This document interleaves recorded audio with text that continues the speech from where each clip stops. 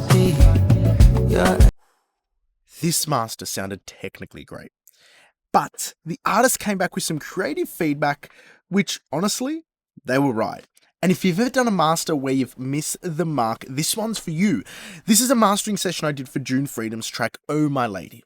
On April the 29th, I dialed in a chain that to my ears, technically, I hit the mark. I'm actually really excited to show you the original master. But in hindsight, there was a voice in my head that I should have listened to. It was telling me, this isn't what the project needs. And this is where the ego versus the mission conflict shows up. My ego said, this is technically incredible. Listen to what I've done. But the mission, what serves the artist, that's what's important. So in this video, I'm going to show you both versions, the mix, the master I first sent, and the master we finished on. And we're going to break down why I thought the first one sounded great, but missed the brief. And then as well as that, detail what I changed. So let's dive into that.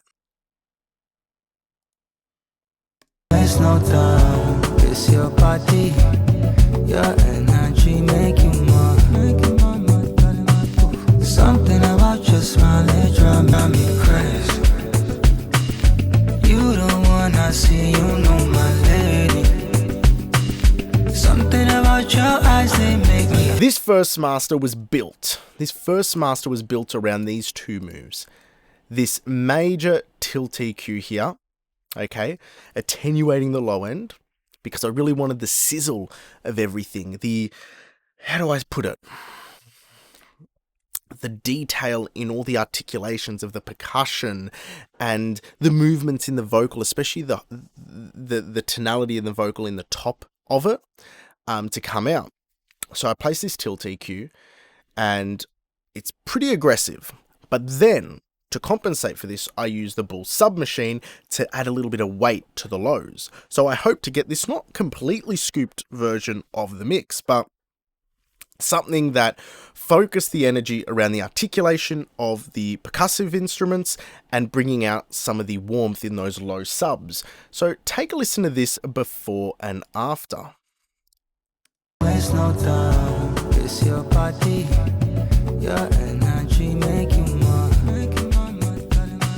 Something about your smile, it drives me crazy. You the one I see, you know my lady. Something about your eyes, they make me feel home. I leaned into this technically. Everything was nice and open, it was very articulate, it was very clean.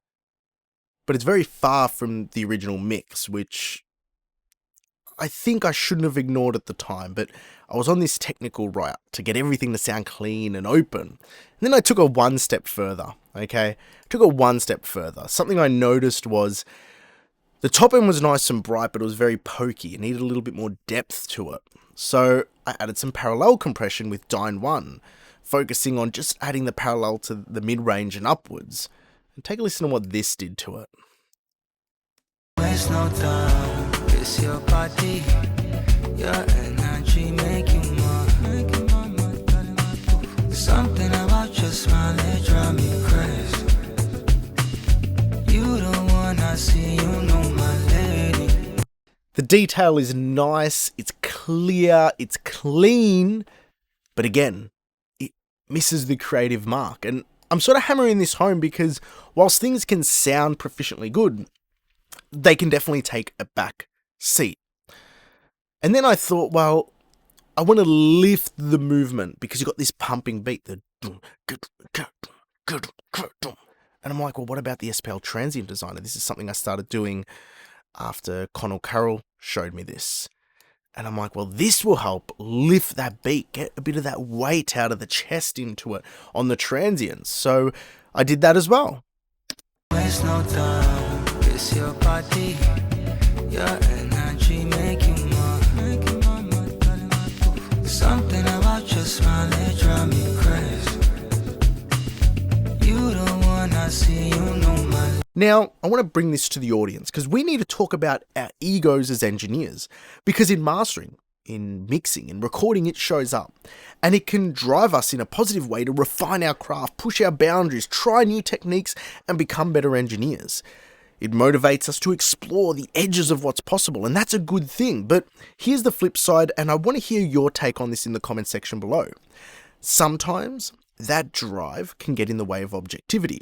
It feels good to flex our technical skills, to deliver something punchy, clean, loud, and better by all the metrics we're taught to chase. But that doesn't always mean it's what the project needs. That's where the mission comes in. The mission is about serving the artist, not ourselves. It means understanding the bigger creative direction. Now, that means not every master needs to be technically pristine. Sometimes it needs to feel intact, warm, and human. The job isn't just to make it sound better, it's to elevate the emotion, the intention, the story behind the track.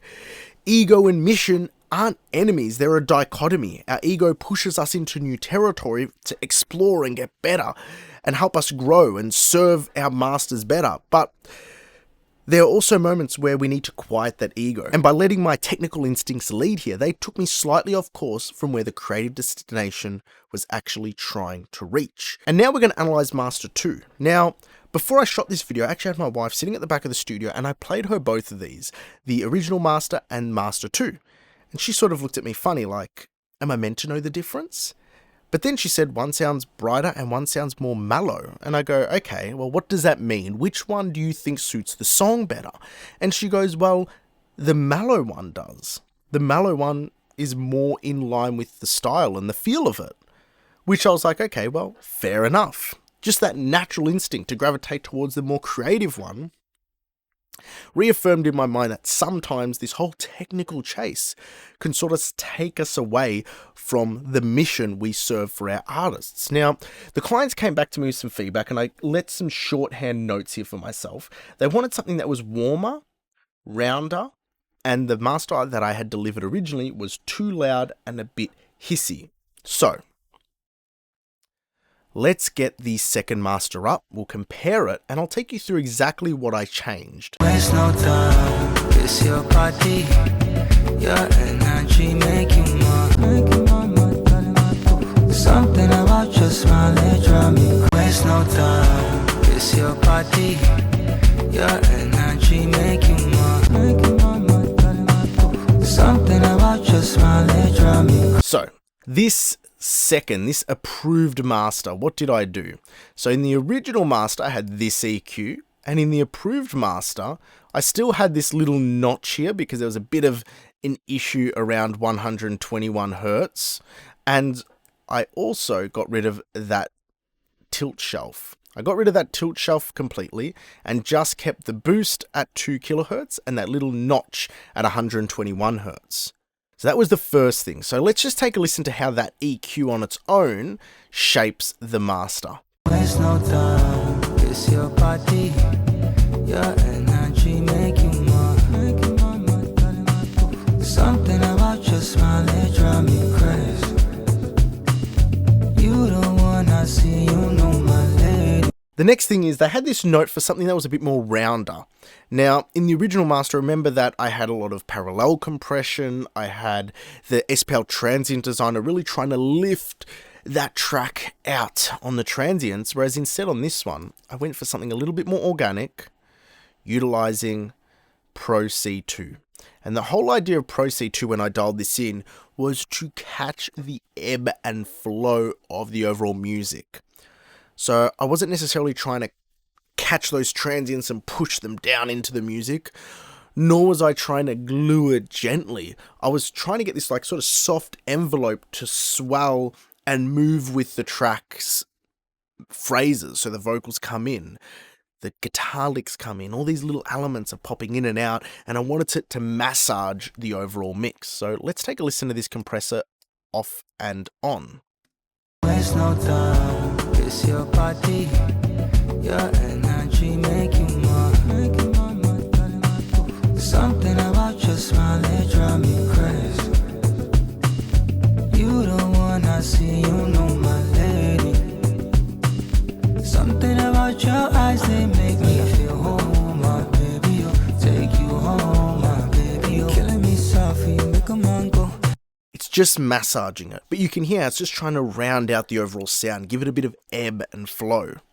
Next, I kept the SPL transient designer in, but I didn't go as aggressive as I did before. So before, the trick of this one is having the sustain and the attack up allows the tail of the transients to lift out and bloom a little bit. But I didn't want to do that. I think that was a little bit too aggressive on the original one because it almost made it pumpy a little bit. So on this one, I just dialed back the attack ever so slightly, and the sustain I kept just below 0. And it worked really nicely for the track. And ultimately, you add the clipping, a bit of limiting, I ended up in a space that really honoured the original mix. So now that's the second chain, let's listen to the original mix and the final master. Waste no time, it's your body, your energy making my something about your smile, it drives me crazy. You the one I see, you know my lady. Something about your eyes, they make me feel whole. So those are the main changes I made on the master to carry it from the original one I'd sent them to the one I ended up sending them. And that was mainly getting rid of that tilt EQ that was shaping it very far away from the original intention of the mix, and sub-bull. And then as well, we got the parallel compression. I just did too much on the original one because I was trying to get it technically perfect and forgot about the creative barriers of it. So this is an honesty piece. This is why many mastering engineers miss the mark, myself included. I've missed the mark before. And in this instance, I wanted to show it to you because it's easy to do. It's easy to let your ego get in the way. It's easy to get distracted with the technical. So if you're watching this still and you're an engineer who's passionate about what they do, remember, it's okay to make mistakes like this. It happens, but it's how we remedy them that is important, but also how we catch ourselves and learn from these experiences. For me, I think, actually, you know what? I actually really like Will Bors's sort of lesson he's given himself, or rule he gives himself. If he has to move anything more than 2 to 3 dB, that means it's an email or a call on the phone to the client. And maybe that could have helped in this circumstance, because I could have, instead of sending that first master, asked myself, why am I making these big sweeping moves? Why is it sounds technically better, but it's moving far away from the original vision? Maybe it's better I get on the phone to discuss this with them and understand why they did this in the first place. And yeah, that's just a good lesson for me to take away from this, for me to share with you, the community. And I hope you enjoyed this one. Until next time, take care.